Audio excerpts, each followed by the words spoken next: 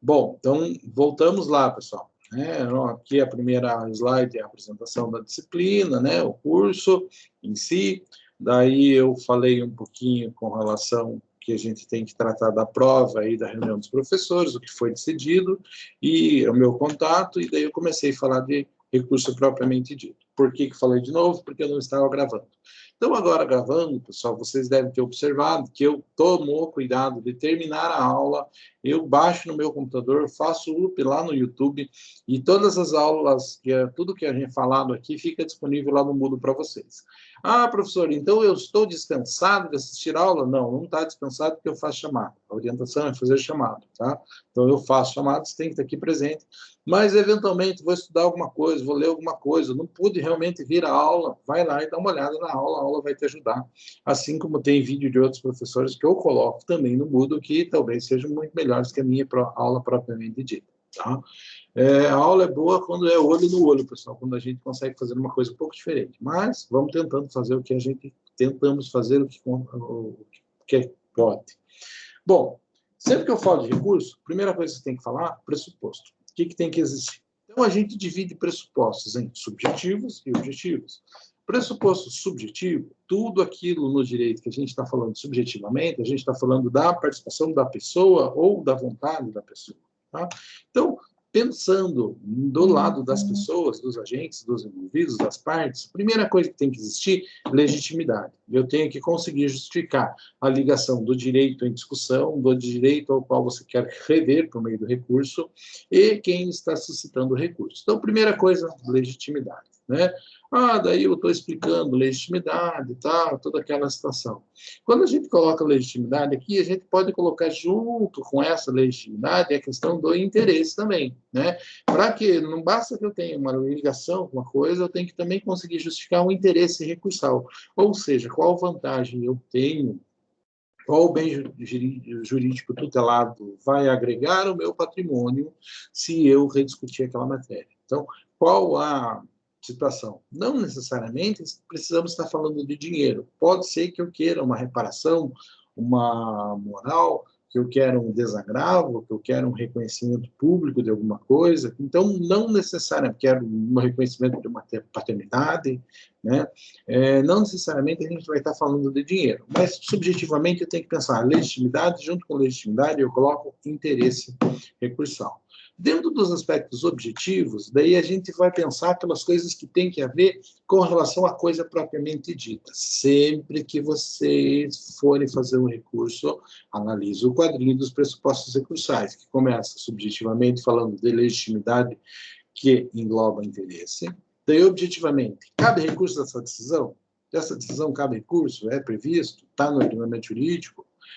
Tá. Então, eu tenho que ver essa situação.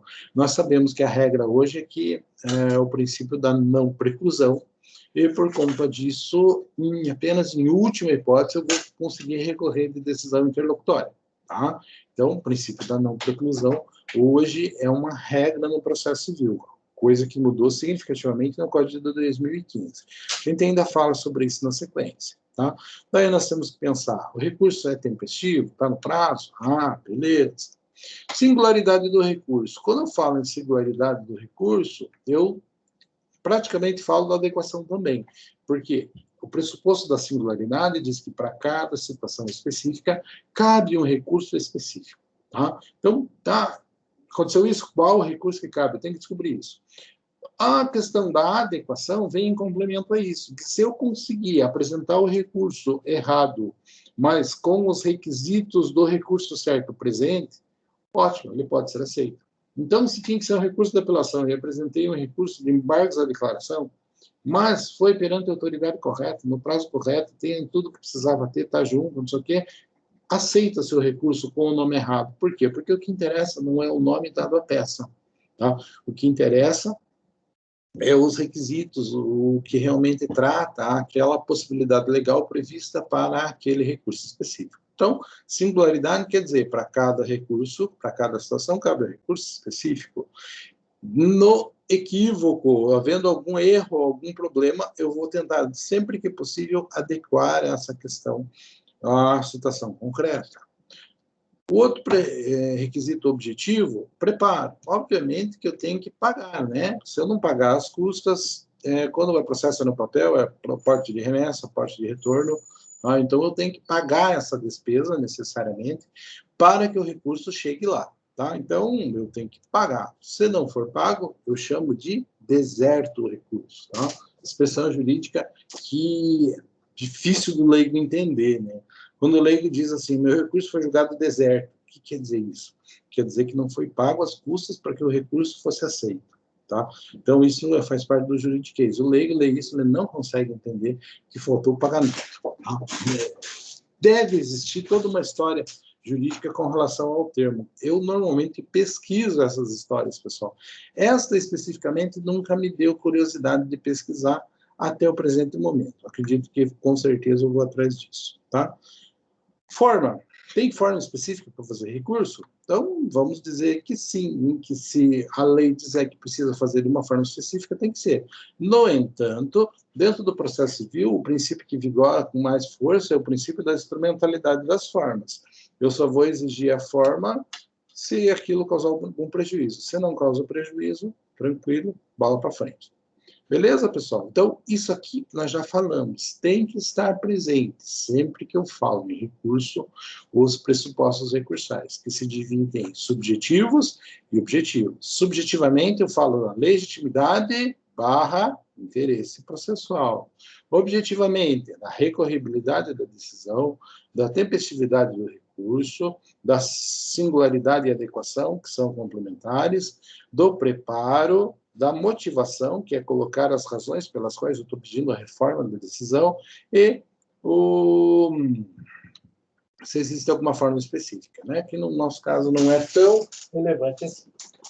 Quando a gente falou ali com relação à motivação, eu coloquei o exemplo para vocês lá do processo penal, aonde é possível fazer um recurso e não necessariamente apresentar as razões, não colocar a motivação, né? E isso é possível, inclusive o preso pode fazer lá, já aconteceu comigo, eu achar que o recurso, que a decisão foi ótima e o preso não queria ser condenado de jeito nenhum.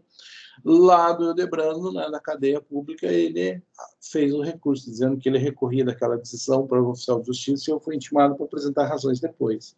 Tá? Então, necessariamente, no processo penal, não precisa ter motivação. Recorri, recurso está feito. Aqui não, vai o recurso com as razões do recurso sempre junto, sempre acompanhando o recurso. Tranquilo, pessoal? Então, essas coisinhas simples, eu acredito assim que vocês estão quietinhos porque vocês são educados, né? Mas eu já falei na aula passada, assim como vocês já devem ter visto no ano passado, tá? Daí, seguindo o nosso resumão, a gente tem que falar de meios de interposição de recurso. Então, claro que quando a gente fala em meios de interposição de recursos, a gente pode pensar em diversas coisas distintas. Eu posso estar fazendo menção a diversas coisas distintas. No entanto, dentro do processo civil, existem duas formas de se interpor um recurso. Dois mecanismos distintos são utilizados para que eu possa propor um recurso, né? Então, eu vou dizer para vocês que existe a forma normal, a principal, e a forma adesiva. Tá? Então, dois mecanismos existem, duas formas existem para que eu possa apresentar um recurso que me dão possibilidade de eu recorrer de uma decisão. A normal é a principal e a segunda é a adesiva, né? Vamos ver assim, o que eu coloco de texto. O recurso adesivo não é uma espécie, mas uma forma de interposição de recursos. Tem muitos lugares onde vocês vão aprender recurso adesivo.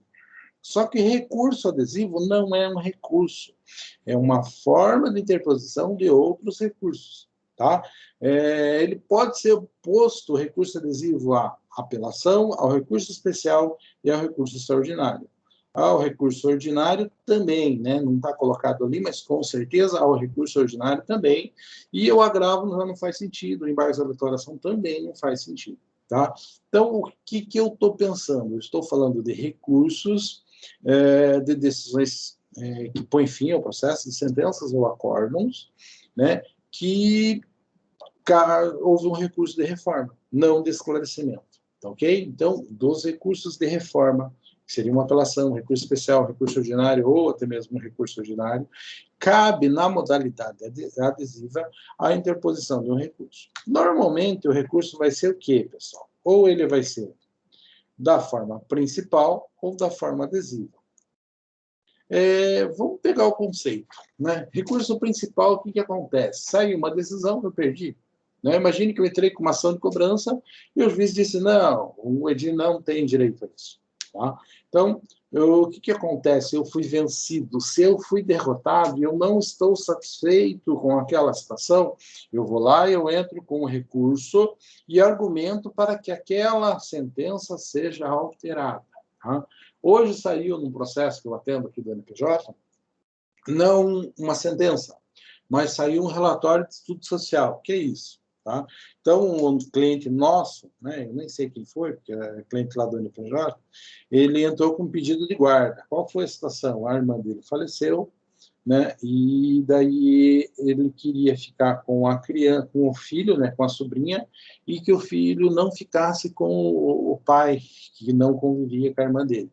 Então, ele entrou com pedido de guarda, o pai estava com a criança e ele queria ele ficar com a criança. Beleza, por que eu estou falando isso? Porque isso está na minha cabeça porque hoje saiu o estudo social. O assistente social fez o levantamento, visitou as casas, né? Conversou com todo mundo, e daí o assistente social dá um parecer, olha, eu acho que o ideal para a criança é ficar em tal lugar.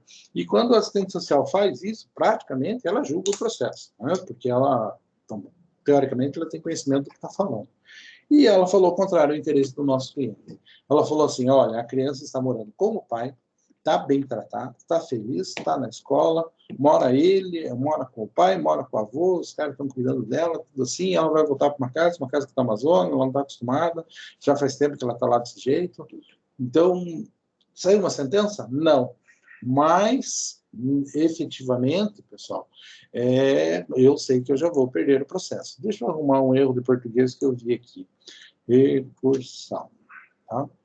Beleza? Então, vamos lá. Tranquilo. Então, corrigindo o erro de português que estava aqui, eu digo que recurso principal é isso. Se eu perdi, eu vou lá e recorro. Né? Ao prazo, eu vou lá e vou recorrer. No caso desse, por exemplo, perdi a ação de guarda. E eu não concordo com os argumentos da sentença, eu vou lá, vou fazer um recurso daquilo. Existe uma outra modalidade, pessoal, de apresentar recurso, que é o recurso da forma adesiva, que normalmente, popularmente, é chamado de recurso adesivo. O que acontece? Imagine uma situação diferente, completamente diferente desse da guarda, né? Porque nesse da guarda não faz muito sentido eu pensar nisso. Vocês já vão entender por quê. Mas imagine uma ação de cobrança. Vou eu e entro com uma ação para cobrar 150. Tá? E daí o juiz dá uma sentença e diz assim, o Edir tem direito, mas ele não tem direito a 150, ele tem direito a 100. Daí o que aconteceu nessa situação? Houve sucumbência concorrente. Por quê? Porque o Edir entrou cobrando 150, mas ele ganhou 100. Se ele ganhou 100, ele perdeu um tanto do que ele queria. Ele perdeu 50, beleza? Então, eu ganhei bastante coisa, mas a outra parte, ao se defender, também logrou êxito, porque ela conseguiu provar que eu não tinha direito a tudo que eu estava querendo.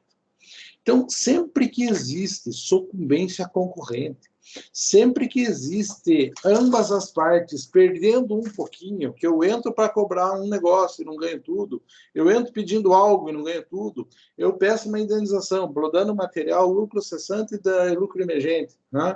Já eu não ganho isso, eu ganho só o dano material e não ganho lucro cessante. Eu pedi duas coisas. Tá? Se eu ganhei só uma delas, uma eu ganhei e outra eu perdi. Existiu o quê? Sucumbência recíproca. Quando existe sucumbência recíproca, quando existe mais de um pedido, eu ganho um e não ganho outro, pessoal. Ou quando existe um pedido e eu não ganho tudo que eu pedi, eu ganho um pedaço apenas daquilo, existe sucumbência recíproca. Reciprocamente, ambas as partes perderam um pouquinho. Quando existe esta situação, eu penso assim, puxa, queria 150, ganhei 100. Eu posso pensar assim, não, mas 100 eu já resolvo a situação. Tranquilo, não vou recorrer para ficar com 150.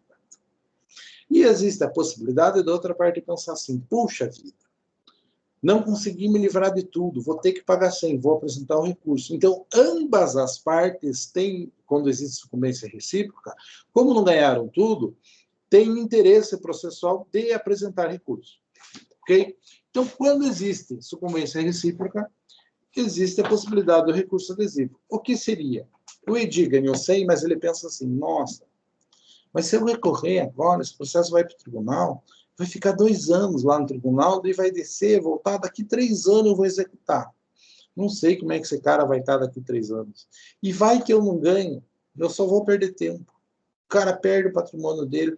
Quer saber? Melhor eu receber este 100 e deixa esse 50. Ou eu penso assim, não faço recurso. Beleza? Agora, né, outra parte, se ele ficar quieto, beleza, acaba o processo, eu não recorri, vou cobrar os 100 que eu tenho direito. Existe a outra possibilidade, o Edi ficou quieto para o processo acabar mais cedo. Mas só que daí a outra parte vai lá e recorre. E o outro cara pensa assim, puxa, mas eu não queria pagar nada, eu vou recorrer desses 100. Quando ele recorre, faz o recurso dele, apresenta as razões do recurso, abre prazo para que eu me defenda do recurso que ele apresentou.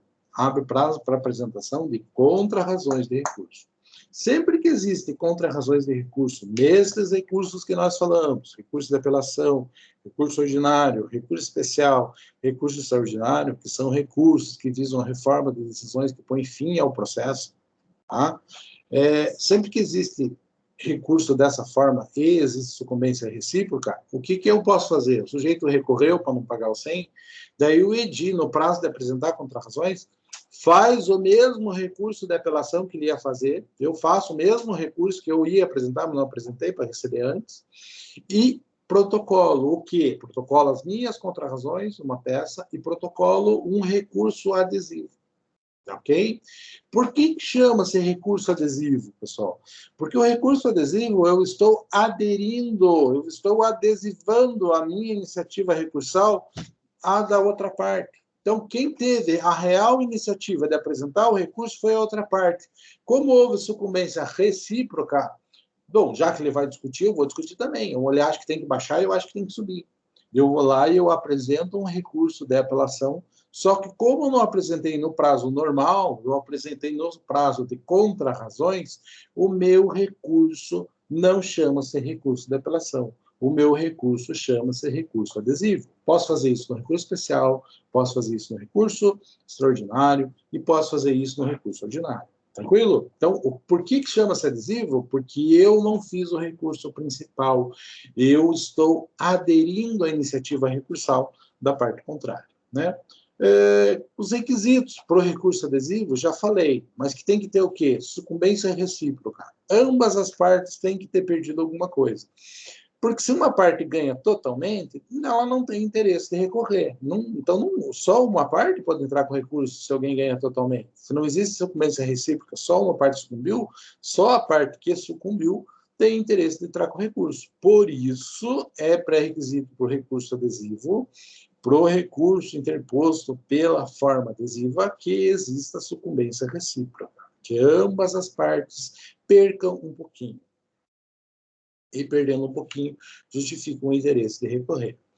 Obviamente, para que eu apresente da forma adesiva, tem que ter havido recurso antes da outra parte na forma principal. Então, a outra parte tem que ter apresentado recurso de apelação, tem que ter apresentado recurso especial. Falo muito apelação, pessoal, porque o recurso de apelação é o recurso padrão, é o que a gente convive, tá? Recurso especial, recurso extraordinário, poucos advogados têm a experiência, têm a oportunidade de utilizar durante a vida profissional. Ok? Então, por isso que eu falo com tanta veemência, recurso de apelação, recurso de apelação. Tá? Mas tem que ser dessa forma. Tem uma frasezinha, um resumão que eu coloco com relação aqui ao recurso adesivo que a gente coloca. Ó. A lei processual dá uma segunda oportunidade de recorrer, desta feita sobre a forma adesiva. É como se o autor pegasse carona no recurso adversário apresentando também o seu. Por isso que é indispensável que tenha havido sucumbência recíproca e recurso do adversário, pois, do contrário, não haveria como pegar carona. Tranquilo? Por isso que a gente chama de recurso adesivo. Então, recurso adesivo não é um recurso. Recurso adesivo é uma forma de interpor outros recursos. Quais? Apelação, especial, extraordinário e ordinário. Processamento. Como é que funciona, pessoal? Então, para que eu possa apresentar o recurso na forma adesiva, por exemplo, apelação, tal, nós já falamos, não está ordinário ali, mas vamos colocar aqui assim, não custa, né? A gente corrigir a apresentação.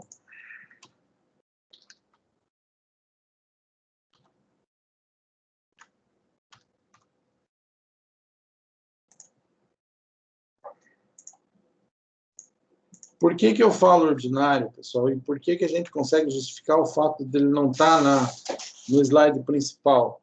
Porque o recurso ordinário é o mesmo recurso que o recurso de apelação. Tá? A gente vai, então, tudo aquilo que se aplica ao recurso de apelação se aplica ao recurso ordinário também. Então, só estou colocando ali para um esclarecimento. Vamos ter uma aula que a gente vai falar só sobre isso e a gente esclarece qualquer dúvida que vocês tenham ou qualquer pergunta que vocês façam desde já, ok? O recurso, então, foi apresentado da forma normal, um daqueles 4 recursos que estão mencionados em cima. Daí, no prazo de contrarrazões, né, eu apresento o meu recurso da forma adesiva. Não vou falar recurso de apelação adesivo, vou falar recurso adesivo.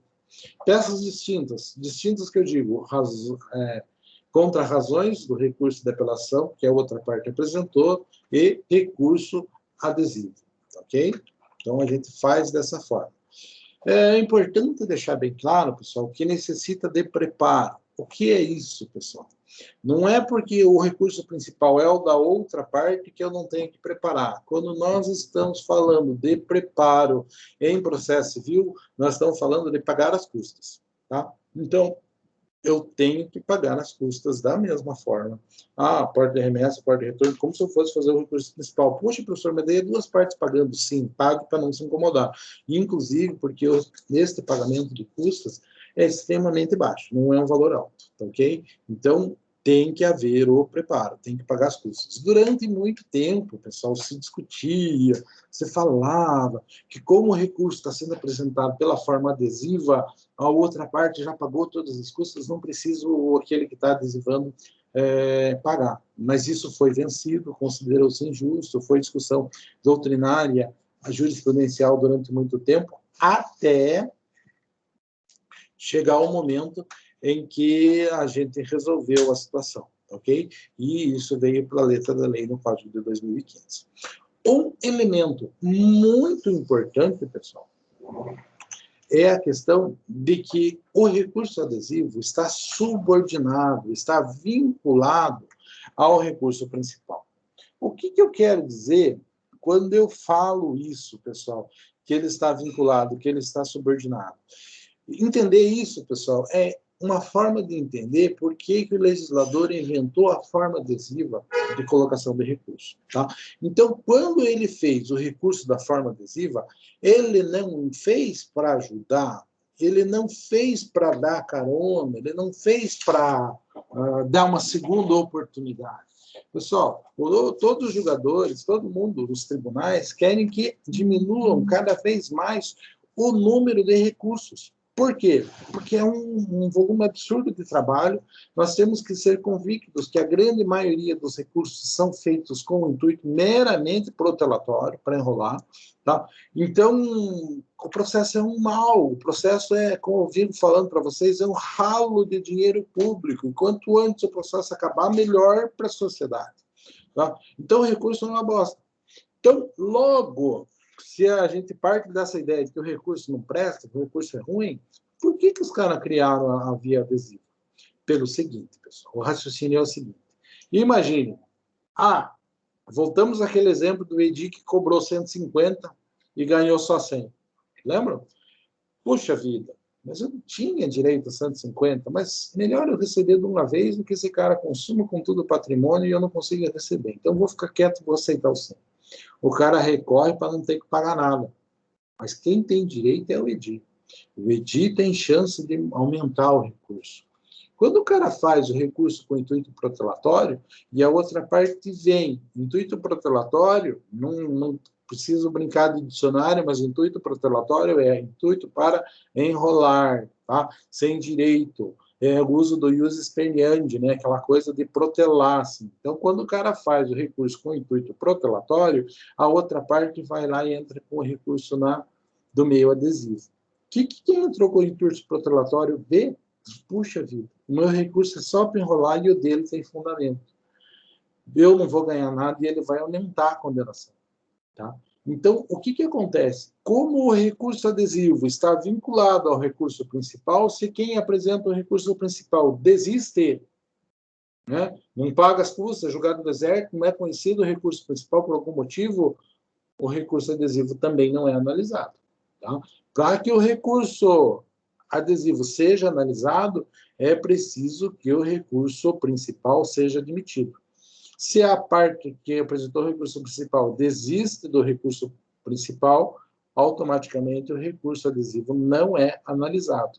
E a gente vê claramente que o intuito do legislador, ao criar a modalidade adesiva, era isso. Se o cara protela, apresenta um adesivo. O adesivo faz que o cara desista do recurso principal e o processo acabe mais rapidamente. Tranquilo? Entendemos isso, pessoal? Já são bacharéis em recurso adesivo? Já tinham visto esse tema, né?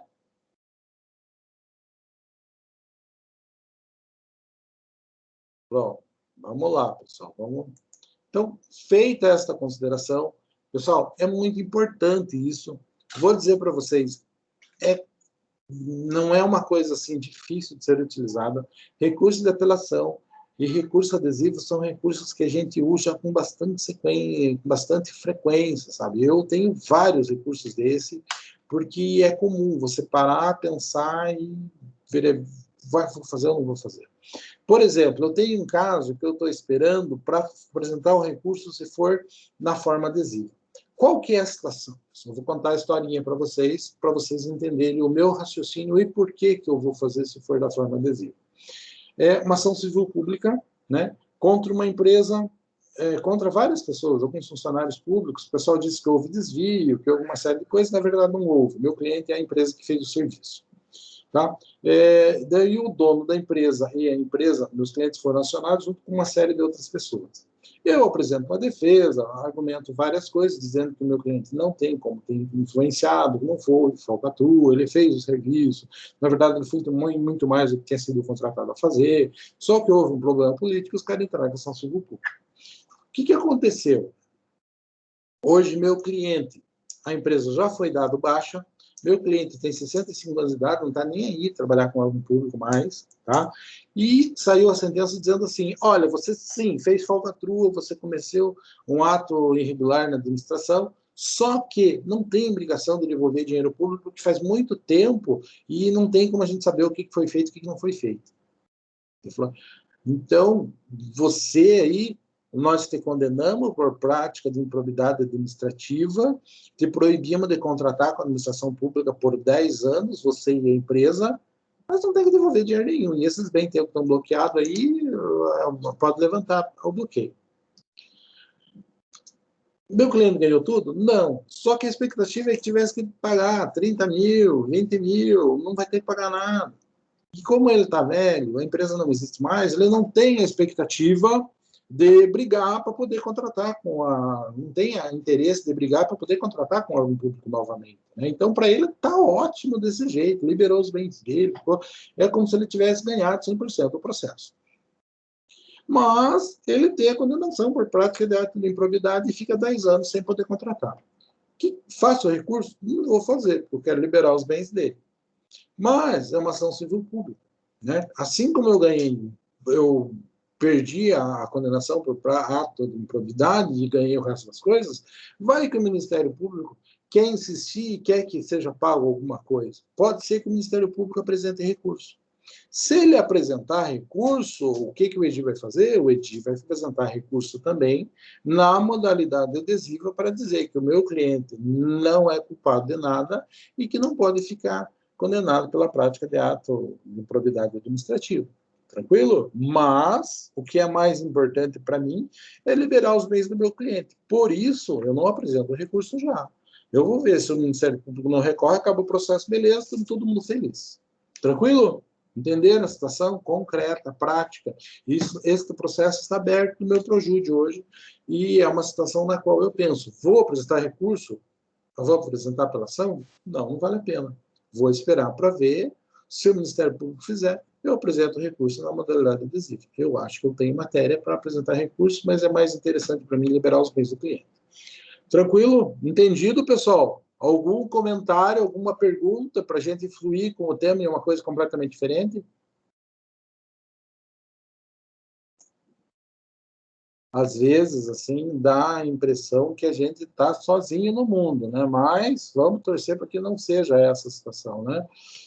Vamos lá.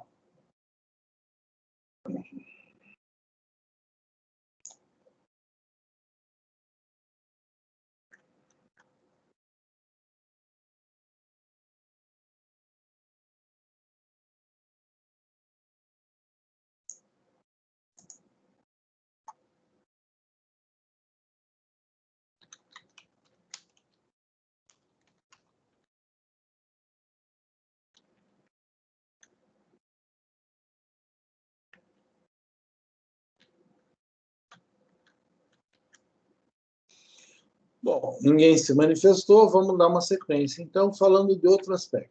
Então, agora, pessoal, assim, a gente fala de um outro ponto relacionado a recurso. Tá?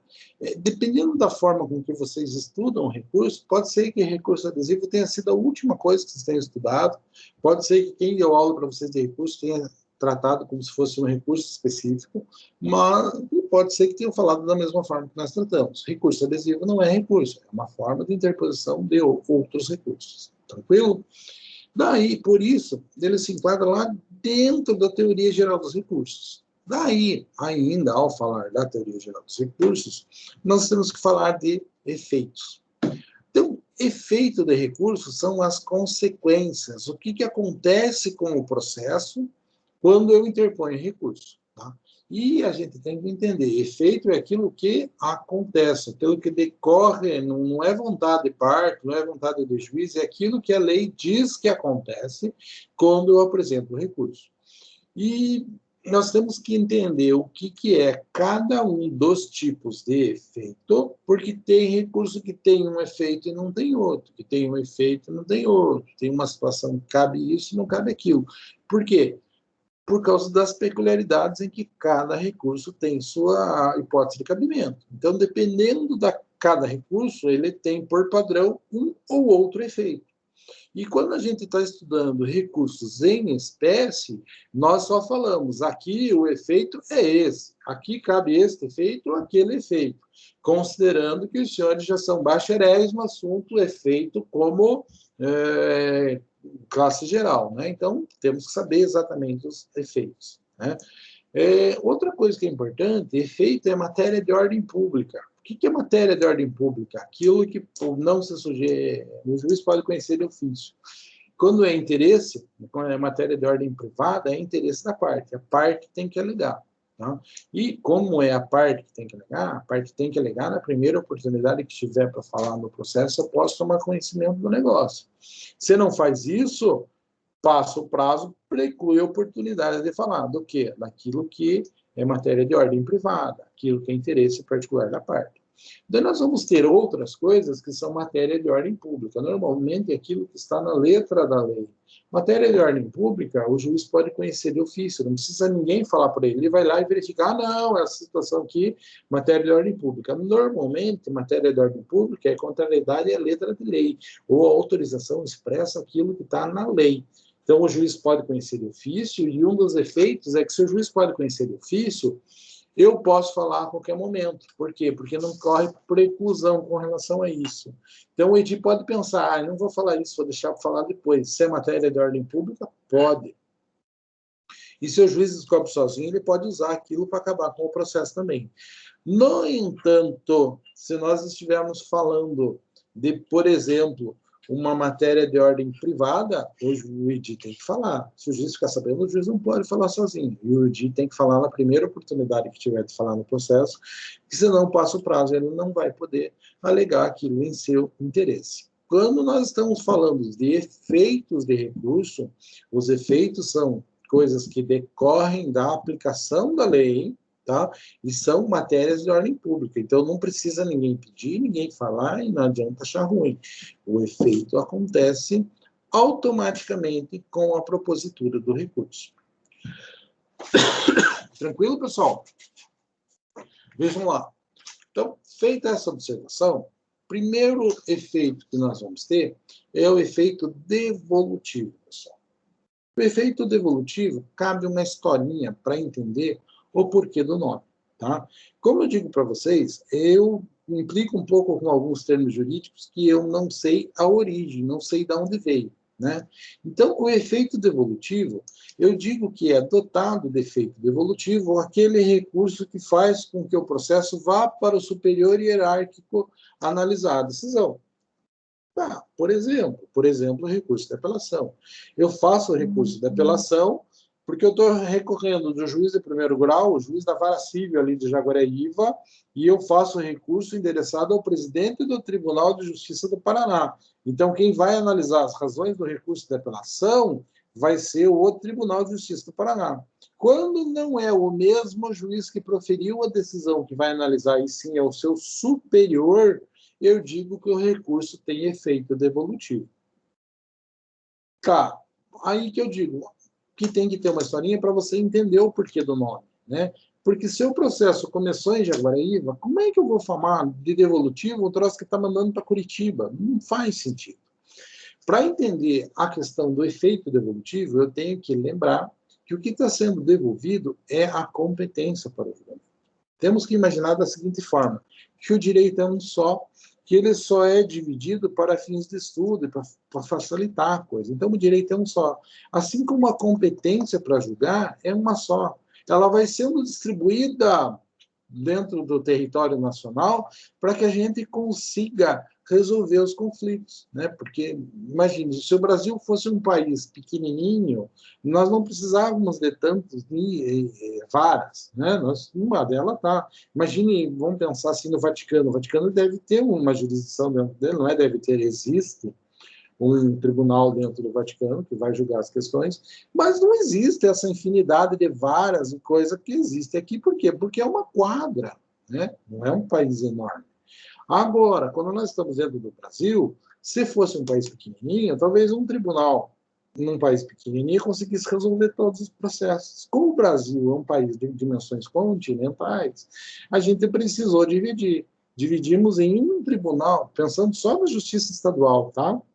Podemos refazer esse pensamento para cada uma das justiças que existem. A justiça militar, a justiça estadual, a justiça eleitoral, a justiça federal e assim por diante. Vamos pensar só na justiça estadual, já nos dá bastante trabalho. Imagina, a justiça estadual, como um tribunal não resolve, nós criamos um tribunal em cada estado. Como um tribunal em cada estado não resolve, nós criamos uma vara nas principais cidades. Tá? E à medida que as cidades vão crescendo, a gente cria mais comarcas. Uma cidade como Curitiba tem fóruns setor, como São Paulo, a gente tem fóruns, não é nem pela cidade, é por setores da cidade. Você tem fóruns setoriais. Porto Alegre também, você tem fóruns setoriais. Né? Você não tem assim um fórum, uma vara que vale para o município todo. Ele está dividido dentro de uma área menor ainda.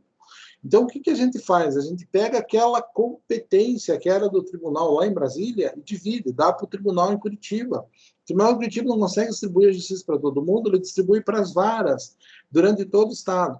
Então, o que está sendo distribuído, o que vem lá de Brasília é a competência para julgar.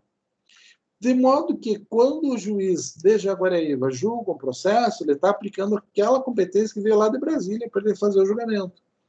Quando o recurso é apresentado e ele devolve isso lá para Curitiba analisar, o que ele está devolvendo não está fazendo menção ao processo, está fazendo menção à devolução da competência para julgar aquilo. Por isso o nome devolutivo, devolve a competência para analisar aquele litígio, o processo necessariamente. Então, esta é a explicação do nome, porque ele serve para devolver a competência que veio do superior. E, na prática, ele leva o processo do primeiro grau para o segundo grau ou para o terceiro grau. Ok? Isso é o efeito devolutivo, quando não é a mesma autoridade que proferiu a decisão que vai analisar o recurso. Não é todo recurso que é assim? Claro que não. Recursos de esclarecimento, por exemplo, os recursos dos embargos da declaração, por exemplo, os embargos infringentes, né? a mesma autoridade que deu a decisão que tem que esclarecer a decisão que deu. Então, é um recurso que não é dotado de efeito devolutivo. A apelação é dotado de efeito devolutivo. Recurso especial é dotado de efeito devolutivo. Recurso extraordinário também. Agravo também. Ordinário também. Tá? Mas esta é a situação. Bom, a explicação está feita. E daí a gente tem dois aspectos quando a gente vai falar de efeito devolutivo, que é a extensão e a profundidade. Aqui já é uma coisa bem mais complexa, pessoal, mas que eu posso dizer assim, a extensão do efeito devolutivo, né, é que ele devolve para o tribunal analisar a parte que foi recorrida. Tá? Então, imagine lá que tem 5 pedidos, eu recorro de um deles. O tribunal tem poder para analisar aquilo. Né? A profundidade diz que dentro daquele capítulo que trata daquele assunto, pode ser tratado tudo, mas com relação àquele pedido que foi feito. Tá? Então, aquilo que foi pedido, profundamente, a gente tem que olhar com relação a isso. Tá? Desculpe, pessoal. Eu não sei deixar esse negócio no mudo.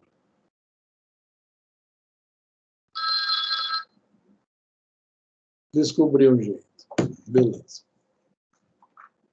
Então, extensão e profundidade. Aqui é discussão meramente acadêmica. O que eu quero que vocês saibam mesmo, e que efeito devolutivo é aquele que manda o processo para o superior hierárquico analisar. O nome devolutivo vem da ideia de devolver a competência. Tranquilo? Efeito devolutivo, né? Devolve ao tribunal. Bom, daí nós vamos ter algumas situações específicas dentro da nossa legislação que a gente tem que pensar do efeito devolutivo. Então, efeito devolutivo e o artigo 1013, parágrafo 3º do Código de Processo Civil. Então, devolve o conhecimento do tribunal o mérito que podia ter sido apreciado pelo juiz de origem, mas não foi. Então, primeira situação, né? O juiz aqui extinguiu o processo, né? Sem analisar o mérito. O sujeito recorre, vai para o tribunal, não, vamos rever essa decisão, extinguiu errado. Se possível, se tiver elemento, o tribunal vai julgar o caso. Então isso é uma questão de efeito devolutivo, está devolvendo isso e está devolvendo toda a matéria impugnada para que seja revista. Se o tribunal decreta nulidade de uma sentença, né, ele pode também consertar, né? Isso está dentro da devolução para ele, dos poderes que ele tem para fazer essa situação. Quando a sentença acolhe prescrição e decadência, e a parte recorre disso, e o tribunal diz, não foi o caso, e o tribunal vai tentar também julgar dentro do possível essa situação.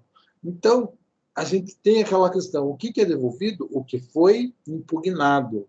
Mas a gente tem situações concretas no artigo 1013 do Código de Processo Civil, onde ele diz assim, olha, nestas situações aqui, além de analisar o recurso, o tribunal vai tentar já dar uma resolvida no processo de um modo geral, para evitar que ele chegue lá, anule a sentença, volta para o juiz de primeiro grau, o juiz de primeiro grau instrui mais um pouquinho, faz sentença de novo, cabe em recurso de novo. Para evitar toda essa confusão, nós temos o 1013 dizendo da extensão do efeito devolutivo, da possibilidade do tribunal analisar isso de uma forma um pouquinho mais concreta. Tudo bem, pessoal? O que mais que eu posso falar para vocês em questão de efeitos recursais? Daí, efeito suspensivo. O efeito suspensivo é o mais lógico de todos. Apresentou o recurso para o processo até que o recurso seja julgado. Né? O único recurso que é dotado de efeito suspensivo, por regra, é o recurso de apelação. E mesmo assim, a lei ainda traz algumas situações, nesse caso não tem efeito suspensivo a apelação, tal, que seria o quê? Enquanto está julgando o recurso, para o processo, espera que o recurso seja analisado. Então, esta é uma, digamos assim, não é uma regra geral, é a exceção à regra. A regra é que o processo continue. O único recurso que é adotado via de regra de efeito suspensivo é o recurso da apelação. Tem algumas exceções já previstas na lei, né? E todos os outros recursos, cabe ao profissional que está elaborando o recurso formular o pedido no seu corpo. Então, estou fazendo um agravo, e se não fizer aquilo que eu estou pedindo de imediato ali, vai me causar um baita de um problema. Imagine, eu quero que seja decretada a indisponibilidade de um bem, ou quero que seja permitido fazer alguma coisa, e o juiz de primeiro grau achou que não. Então, se o processo continuar daquele jeito, vai me causar prejuízo. Então, cabe ao advogado, ao formular o pedido de um agravo, recurso especial, recurso extraordinário, seja lá o que for, fazer, dentro das razões, uma explicação e um pedido para que, quando o relator receba o recurso, atribua ao mesmo efeito suspensivo. Tudo bem? Então, faz parte do padrão que isso aconteça. Tá? Então, o efeito suspensivo é aquele efeito que protocolou o recurso, automaticamente faz com que o processo pare e espere o julgamento do recurso. Só existe isso no recurso de apelação. Os outros, via de regra, nenhum tem efeito suspensivo. Tá? Cabendo ao profissional, ao formular o recurso, efetivamente justificar por que ele acha que cabe determinado recurso, efeito ao recurso ou não, por que ele precisa daquilo. Tudo bem? Efeito translativo, pessoal. Aqui, nós vamos dizer assim que o efeito translativo, né, é um efeito que ele vem meio que utilizando aquilo que a gente falou alguns momentos atrás, da diferença entre matéria de ordem privada e matéria de ordem pública. Quando a gente fala de matéria de ordem privada, é interesse da parte, a parte tem que alegar. E se ela não alegar no processo, na primeira oportunidade que tiver, após efetivamente ela tomar conhecimento, pessoal, o que vai acontecer? Vai acontecer que ela perde a oportunidade de falar sobre aquilo no processo. Tudo bem? Puta, eu estou com o iFood na padaria ligado no meu telefone e não consigo desligar essas notificações. Vejam lá, pessoal. Então, vamos voltar.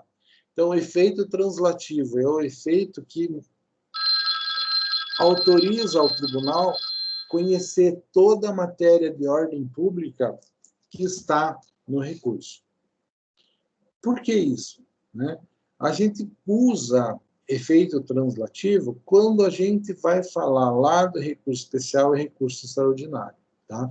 Então, lá é muito claro entender a questão do efeito translativo. Basicamente, o efeito translativo existe, pessoal, para a gente entender assim, todos os recursos têm efeito translativo, exceto recurso especial e recurso extraordinário. Eles não têm efeito translativo. O que isso quer dizer, pessoal? Quer dizer que vou eu lá, faço um recurso, argumento um negócio, vai para o tribunal. O que o tribunal tem que analisar? Aquilo que foi devolvido para o tribunal analisar, aquilo que está ali colocado, claro. Beleza? Eventualmente, né, o tribunal olha no processo e vê, nossa, aqui tem uma nulidade. Ninguém viu aquilo, mas chegou lá no tribunal, os caras viram. Né? Foi um juiz incompetente, matéria de ordem pública, não poderia ter dado aquela decisão, tem que anular tudo. Precisa o EDI falar isso para que eles conheçam? Não, porque é matéria de ordem pública. Teoricamente, em todos os recursos existe o efeito translativo. Então, eu recorri, mesmo que eu não tenha recorrido de um negócio. Se é matéria de ordem pública, o tribunal descobre, o tribunal pode julgar com base na matéria de ordem pública que ele descobriu. Isso é o efeito translativo. Todos os recursos dão esta possibilidade ao tribunal, ao analisar o recurso, de analisarem a matéria de ordem pública ali existente, exceto recurso especial e recurso extraordinário. Recurso especial e recurso extraordinário só analisa aquilo que foi exaustivamente pré-questionado pelas partes. Tá? Então, o efeito translativo é o efeito que existe quando devolve seu conhecimento da autoridade que vai analisar o recurso toda a questão de ordem pública existente no processo. Tudo bem? Efeito translativo. O que mais que nós temos de efeito, pessoal? Efeito expansivo. Quando a gente fala em efeito expansivo, é que, eventualmente, você vai julgar um negócio e, quando você julga aquele negócio, você traz mais consequências. Imagine aquela situação que nós mencionamos há pouco ali, o juiz julga um negócio assim, improcedente porque ele disse que já estava prescrito. Mas só que você vai lá e faz um recurso e diz assim, ó, não está prescrito não, o juiz aplicou a regra errada, em vez de achar que é 3 anos, é 10 anos, coisa concreta que eu tive alguns dias atrás, tá? Uma questão de reparação de danos no contrato de seguro, né? Contrato de seguro de saúde, né? Plano de saúde. Então, o cara julgou dizendo que prescrevia em 3 anos, e, na verdade, tem a posição pacífica dizendo que prescreve em 10. Tá? Então, quando o cara diz que prescreveu, ele acaba com o julgamento aqui. Né? E até uma daquelas situações do 2013, do efeito devolutivo maior, né? Que chega, eu vou dizer assim, olha, está errado ele, porque ele seguiu o processo aqui com relação a isso, e não é essa forma a prescrição não é 3 anos, é 10 anos. Faça o recurso. O tribunal olha, não, realmente, o cara seguiu errado.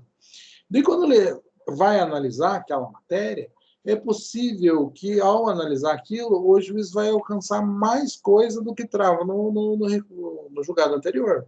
Porque quando o juiz extingue, acabou com a relação. Quando você faz o recurso e diz que não está extinto e que realmente tem que ser analisada a responsabilidade daquele contrato, por exemplo, daí você vai atingir outras pessoas que não tinham sido atingidas, eventualmente, e outras matérias. Porque se você diz que não está prescrito, por exemplo, você vai ter que analisar o valor da indenização. Então, muda, expande o conteúdo do julgado, tanto do ponto de vista subjetivo, que pode atingir mais pessoas, no meu caso, um contrato seguro, por exemplo, que tinha sido excluído da lide na primeira instância, e na segunda instância passa a ingressar na lide. E, objetivamente, o juiz só diz que não tinha direito, e ele vai ter que passar, a partir do momento que ele diz que tem o direito, a tratar especificamente do valor da indenização, que é um passo a mais que não tinha sido tratado no primeiro grau de jurisdição. Então, efeito expansivo. A gente diz que quando existe essa possibilidade, que ao analisar o recurso, eu englobe mais pessoas no julgado, e eu trate de um assunto um pouco mais abrangente por meio do julgado, eu estou diante de uma situação que é digamos assim, um efeito expansivo que pode ser subjetivo, quando alcança mais pessoas, objetivo, quando alcança mais coisas. Tranquilo? Beleza? Efeito regressivo. O que é efeito regressivo? Efeito regressivo é aquele efeito que, quando você protocola o recurso, o juiz olha para o recurso e diz assim, nossa, fiz merda. Fiz merda, vou mudar de ideia, vou mudar. Tá? Então, existe essa possibilidade em pouquíssimas situações, tá, pessoal? Então, existe efeito regressivo no recurso de agravo do instrumento e agravo interno. Agravo do instrumento é aquele que existe hoje quando sai uma decisão de interlocutório, uma decisão de e-mail que eu não gosto, eu faço um agravo do instrumento. O juiz olha para o agravo e diz assim, puxa vida, errei mesmo, mudo de ideia, avisa o tribunal, nem julgue aí porque eu mudei de ideia, mudei a decisão. Então, quando o juiz pode falar assim, nem julga o recurso porque eu mudei a decisão, o que ele está fazendo? Ele está se retratando. Quando existe o juiz de retratação, a gente diz que o recurso é dotado de efeito regressivo, o juiz pode voltar atrás com relação à decisão que ele proferiu. Para fazer sentido, tem que ser aquela decisão que está no meio do processo. O juiz pôs fim no processo por meio da decisão, não faz muito sentido o efeito regressivo. Então, agravo instrumento, agravo interno, que são aqueles agravos feitos no tribunal das decisões tomadas pelo relator. Então, agravo instrumento é agravo interno. Tá? E, excepcionalmente, tá? Nós vamos ter a possibilidade do efeito regressivo nas apelações, quando ela é de extinção do processo sem julgamento do mérito, o juiz olha assim, dá aquela, não vou analisar isso, eu vou extinguir o processo. Aquela situação que ele nem fala com a outra parte. Pode ser extinção do processo ou improcedência liminar. O juiz recebe o processo e julga improcedente. Ou ele analisou o mérito ou não, tanto faz. Nessas duas situações, quando o juiz recebe o processo e ele já julga improcedente, né, e ele nem chega a intimar a parte contrária, ao apresentar-se a apelação, se o juiz olhar e ver que ele está equivocado, ele pode, nesta situação, tá, também exercer o juízo de retratação, e a gente diz que nestas duas situações de extinção sem julgamento de mérito e improcedência liminar do pedido, são únicas duas situações que o recurso de apelação pode ser dotado de efeito regressivo. Nas outras, nenhum, ok? Então, efeito regressivo é o qual? Aquele que dá oportunidade ao julgador voltar atrás, mudar de ideia. Ele vê o recurso e olha, nossa, errei. Tá. Na prática, é isso que acontece? Não. Na prática, você vai, ele pede um negócio, o juiz diz, não, esse chato está querendo enrolar o processo, não vou deixar ele fazer isso. Daí você vai lá e faz um recurso integral. Daí o juiz olha, puta, né, daqui a pouco vai dizer que eu estou fazendo cerceamento de defesa, o tribunal vai aceitar esse troço dele, e daí eu vou lá na frente, na hora que eu vou dar a sentença, vou ter que voltar aqui para fazer esse negócio. Quer saber? Vou fazer de uma vez o que ele está pedindo, que já o processo vai mais rápido. Então, na prática, o juiz de retratação normalmente é feito não porque o juiz muda de ideia, mas simplesmente para que frustrar o recurso apresentado, porque o recurso apresentado não seja nem analisado. O juiz tem aquela coisa assim, não quero que o tribunal tenha que rever aquilo que eu fiz, né? Quero mostrar, não quero dar serviço para eles. Então, é muito mais nesse sentido que o efeito regressivo acontece, é muito mais nesse sentido que o juízo de retratação acaba sendo efetivamente praticado pelos magistrados e não no sentido efetivo de realmente mudar de ideia porque reconhece algum erro. Tudo bem? Bom, pessoal, aqui eu coloco novamente o meu contato, que quer dizer que eu acabei com o conteúdo da aula, tá? Mas eu fico assim meio cabreiro, porque eu acho que, por mais que não seja um tema complicado, tá? Eu não acho que seja assim tão simples também, né, pessoal? Então, pergunto para vocês, tudo certo? Estão me entendendo? Alguma dúvida com relação àquilo que eu falei? Vocês já sabiam tudo isso? Já tinham visto? Já tinham falado do mesmo jeito? Não tinham? Foi fácil? Foi difícil? Falem, critiquem alguma coisa para que a gente consiga evoluir, pessoal. O que vocês me dizem? Por enquanto, por mim, tá tudo certo, professor. Pra mim também, tranquilo. Eu não lembro de ter visto isso, mas... Eu também não lembro. Estão me ouvindo aí? Tô ouvindo. Ah, sim, beleza. Não, só para conferir. Vocês estudaram efeitos de recurso? Não. Eu não lembro de ter estudado isso também, Gabriel. Gente, isso é muito importante. Muito importante. Tá? Bem importante mesmo. Assim, sabe? Mas, beleza, vamos tratar disso. Talvez assim a gente esteja vendo um pouco mais rápido, que seria o ideal, mas a gente está tentando tratar. Agora, é muito importante a matéria. Tá? Que eu digo para vocês, pessoal? Deem uma olhada com calma, vejam lá tudo como é que vai ser e tal, porque é importante que essa matéria fique bem certinha. Essa parte da teoria geral dos recursos, pessoal, aula passada, que fala dos pressupostos e os efeitos, assim, forma de interposição, é interessante o pessoal saber, conhecer. Do recurso adesivo, vocês já tinham visto ele, pessoal? Não que eu me lembre. Tá. Beleza. Então vamos seguir a coisa. O que mais que eu digo para vocês? Então, com relação ao conteúdo, qualquer dúvida que vocês tenham, por favor, falem. Tá? Eu acho que sim, vocês têm que usar isso, porque processo civil é a parte mais prática que vocês têm dentro do direito, tá, pessoal? Processo civil e processo penal. As aulas de prática, vocês vão ver que não são coisas legais, assim, extremamente chato, tá, pessoal? Não é tanta prática assim que vocês vão pegar. Vocês têm que entender processo civil para poder fluir, tá? O que eu digo para vocês, pessoal? Qualquer dúvida com relação à aula, estou completamente à disposição, seja por aqui, ou seja por meu e-mail, pelo WhatsApp, né? Eu vou colocar aqui disponível para vocês saberem. O que a gente tem que dizer, pessoal? Semana que vem, a partir das 19 horas, está disponível para vocês a prova. Vocês olham no Moodle lá, já dá para ver que está no Moodle a prova, só não está liberado para vocês fazerem ainda, tá? Eu tinha feito a prova, são 3 pontos daquele trabalho, né? E 7 pontos da prova. Então, uma prova valendo 7. A minha prova valendo 7 foi elaborada com 14 questões de meio ponto cada um. Ontem, na aula, foi pedido para que não fosse feita uma prova inteira objetiva. Beleza, sem problema algum. Então, eu vou mudar, provavelmente, 2 questões, né? Então, eu vou tirar lá de 14 questões, eu vou deixar 10 questões, que vão valer meio ponto, cada uma soma 5.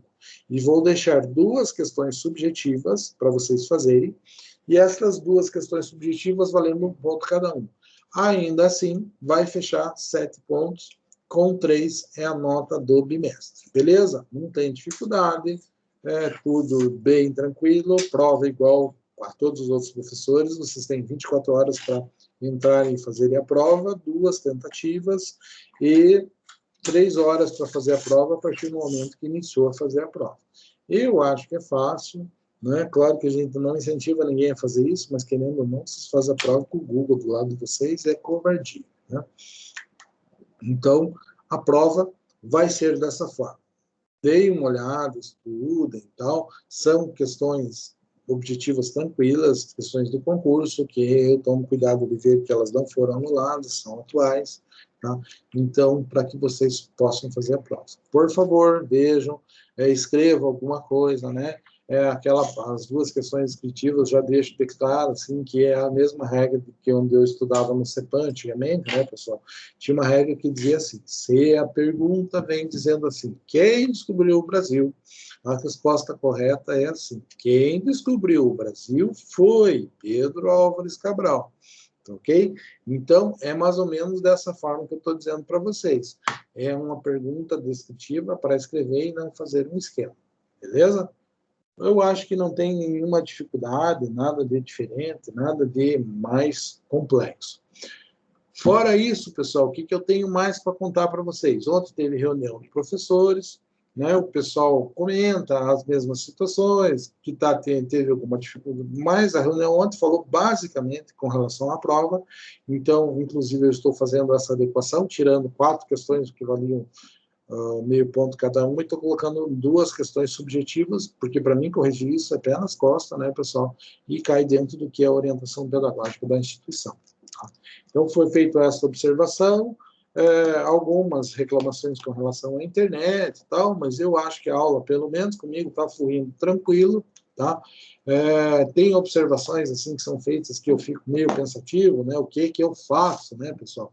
Que são coisas, por exemplo, não é para deixar a aula gravada, porque daí o pessoal não vem assistir a aula e só assiste a aula gravada e pensa que assiste e não assiste, toda aquela confusão. E daí eu penso, será que eu estou fazendo errado e deixar lá no mundo a aula do jeito que eu estou deixando? Eu acho que não, porque e até por isso que eu estou fazendo chamada, né? A orientação é fazer chamada, então vamos fazer chamada para que o povo realmente venha à aula. O curso é presencial e não um curso EAD, e por esse motivo eu deixo as aulas lá simplesmente para colaborar mesmo, para quem realmente não pôde assistir alguma situação. Então eu automaticamente terminou a aula, eu baixo a aula aqui no meu computador e já faço up lá no YouTube e fica disponível para vocês por quando vocês quiserem ver, ok? Então, cá lá, eu vou continuar a fazer dessa forma até que a coordenação diga assim, Edir, não faça mais assim. Mas eu vou tomar esse cuidado, tá? Além disso, pessoal, eu vou fazer a chamada dos senhores, tá? Vamos lá. Vamos ver quem está aí. Ana Carla, está aí? Me ajude. Tá. Beatriz, tá. Presente. Cleison, não tá. Cristiane. Cristine tá. Gabriel. Presente. Tá. Gabriel Turnes. Boa noite, professor. Presente. Valeu. Guilherme. Guilherme, eu acho que não tá, né? Guilherme não tá. Guilherme Sloboda. Ele não deve estar. Elton, pessoal. Não. Igor. Presente, professor. Igor, presente. Elisiane, está presente. Isadora? Não, vou considerar que não está. Lucas? Ben, tá. Márcio de Carvalho? Presente. A Isadora, já vou corrigir aqui que eu vi que ela está. Então, o Márcio Carvalho, tá? Maria Helena Portela, tá? Tô aqui. Tá. Maria Rita, tá. Maria Vitória, tá. Nicolas, tá. Presente. Robiele, não, né, pessoal? Presente. Ah, tá. Sueli, acho que não. E Vitória, que é a Maria Vitória. Não, não é Maria Vitória. É Vitória mesmo, não, né, pessoal? Não. Ó, então, complementando o que eu estava falando, faço chamada, porque a orientação é fazer chamada, e eu deixo as aulas lá com o intuito de que colaborar. Eu acho que está tudo certinho, é bem tudo que é falado aqui, até o dia que é feito trabalho, eu gravo lá, coloco lá, para realmente colaborar com vocês. Tranquilo, pessoal? Alguma dúvida? Tranquilo, professor. Então, da minha parte é isso. Estudem para a prova, fiquem tranquilos e vamos sequência ao bonde aí. Tudo bem? Beleza. Da minha parte, estão dispensados. Tranquilo? Professor, eu só ia perguntar como é que funciona as provas aqui. Tipo, fica um dia só para responder? É uma tentativa só? Como é que é? Veja, a prova, como é que vai funcionar? Tem que ser via Moodle, né? Não tem outra forma para fazer.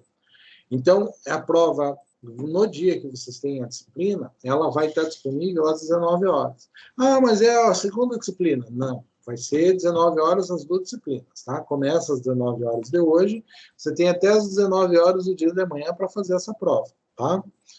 É possível que eles mudem isso na sequência, mas desse bimestre vai ser assim. Você tem 24 horas para entrar lá e fazer a prova. 24 horas do quê? Do horário da aula que você tem aqui. Entrou para fazer a prova, você tem 3 horas para fazer a prova. Beleza? Se não deu certo a primeira vez, pode fazer uma segunda vez, você tem 2 tentativas para fazer a prova. Beleza? Assim que funciona. Foi pedido para que não fossem apenas questões objetivas. Claro que vai ter alguém que vai colocar só questões objetivas, tá? Mas a minha prova serão 10 questões objetivas, valendo 5 pontos, meio ponto cada uma, e 2 questões subjetivas, né? Que é para vocês escreverem alguma coisinha valendo 1 ponto cada uma delas. Fecha 7 pontos e 3 pontos do trabalho que está lá no Moodle. Tranquilo? Não sei se tem mais alguma coisa diferente que eu posso falar. Não, professor, acho que era só isso mesmo. Não, beleza. Então, da minha parte é isso, pessoal. Boa sorte, estudem, né? Mas eu acho que está muito fácil. Nunca foi tão fácil, na verdade, né, pessoal?